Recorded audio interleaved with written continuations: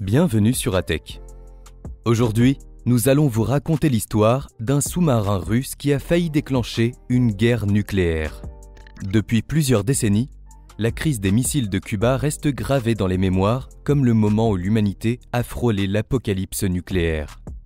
Les tensions étaient palpables, les négociations tendues et le monde entier retenait son souffle face à l'affrontement entre les États-Unis et l'Union soviétique. Cependant, bien au-delà des salles de crise et des lignes directes, un autre théâtre, bien plus discret et souvent sous-estimé, a vu une décision impensable presque devenir réalité. Celle d'un sous-marin perdu au fond de l'océan. Mais comment un simple sous-marin russe a-t-il pu détenir le pouvoir de faire basculer le monde ? Quelle est l'histoire terrifiante de l'homme qui a dit non à la fin du monde ? Et quels sont les dangers qui pèsent encore sur nous aujourd'hui ? Eh bien, c'est ce qu'on vous propose de découvrir cette fois-ci. C'est parti ! Nous sommes en octobre 1962. Le contexte est brûlant. La crise des missiles de Cuba. Les États-Unis ont découvert que l'Union soviétique est en train d'installer des missiles nucléaires offensifs sur l'île de Cuba, à seulement quelques kilomètres des côtes américaines. Pour Washington, c'est une ligne rouge inacceptable. Le président, John Fitzgerald Kennedy, impose un blocus naval autour de Cuba, exigeant le retrait des missiles. Le monde entier est suspendu aux négociations.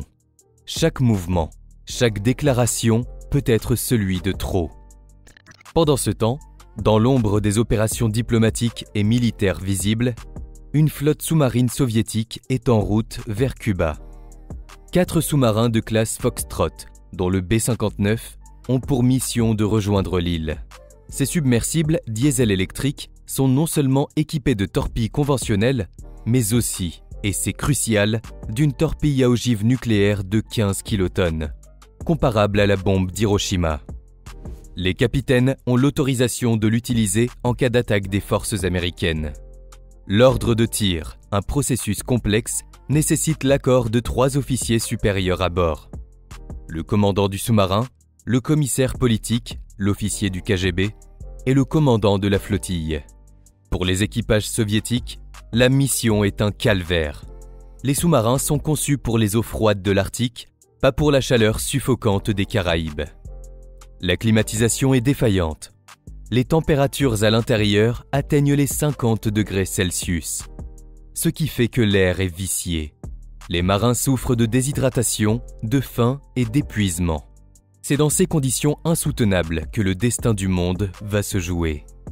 Le 27 octobre 1962, le sous-marin B-52, commandé par le capitaine Valentin Savitsky, est détecté par les forces navales américaines.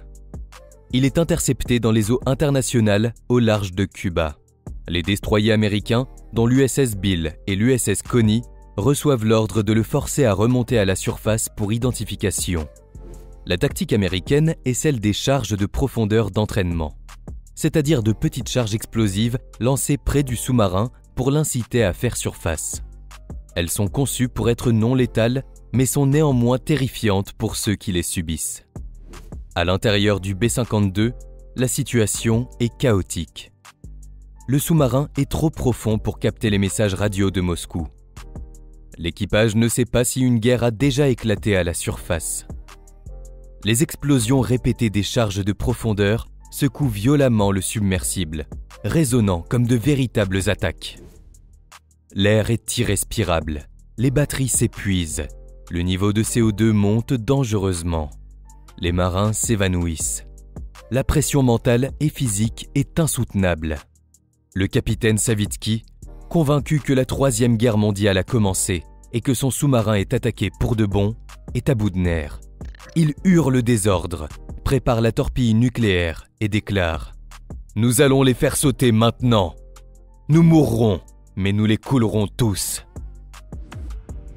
C'est à ce moment précis que l'humanité a frôlé l'annihilation. Le capitaine Savitsky a donné l'ordre de préparer le tir nucléaire.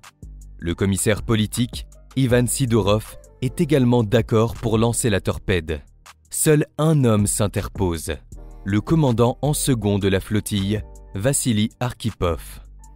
Conformément au protocole soviétique pour l'utilisation des torpilles nucléaires, l'accord des 3 officiers supérieurs était requis. Si Savitsky et Sidorov étaient prêts à appuyer sur le bouton, Arkhipov a refusé catégoriquement. Dans le chaos du sous-marin, malgré les cris et la tension, il est resté calme. Il a fait valoir que les charges de profondeur étaient probablement des signaux pour les faire remonter, et non une attaque mortelle. Il a refusé de céder à la panique. Son sang-froid et sa raison l'ont emporté sur la fureur et le désespoir de ses coéquipiers. Pendant de longues minutes, la tension est insoutenable. Un débat houleux éclate dans le compartiment de commandement. C'est un face-à-face crucial entre la raison et l'instinct de survie, entre le respect du protocole et la peur de la destruction. Finalement, grâce à l'autorité et à la détermination d'Arkhipov, la décision est prise de ne pas tirer. Il ordonne de refaire surface. Le sous-marin B-59 remonte à la surface, émerveillant les marins américains qui ne s'attendaient pas à ce qu'il soit aussi proche. L'image de ce sous-marin soviétique en perdition, entouré de navires américains, est devenue emblématique de la crise des missiles de Cuba. Une fois à la surface, le B-59 est escorté hors de la zone de blocus. Ce n'est que des années plus tard, après la chute de l'Union soviétique, que l'histoire complète de ce qui s'est passé à bord du B-59 a été révélée au monde. Robert McNamara, l'ancien secrétaire à la défense américain, a qualifié Vassili Arkhipov de l'homme qui a sauvé le monde. Si Arkhipov n'avait pas refusé, une seule torpille nucléaire lancée par le B-52 aurait pu anéantir le groupe de combat naval américain. Une telle attaque aurait sans doute entraîné une riposte nucléaire américaine massive, déclenchant l'échange atomique total que notre monde craignait tant.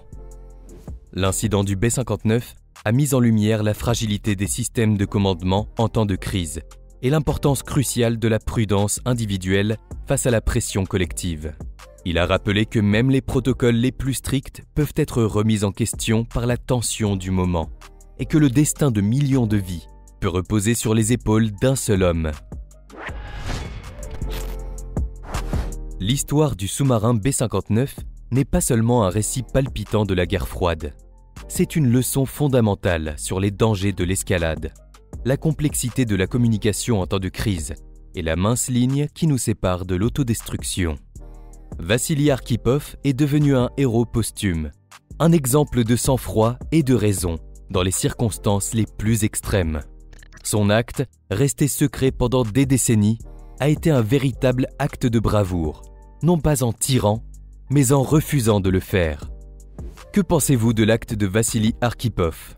Auriez-vous pris la même décision? Partagez vos réflexions dans les commentaires ci-dessous. Et si cette vidéo vous a plu, n'oubliez pas de la liker et de vous abonner pour ne manquer aucune de nos vidéos. À très vite sur ATech.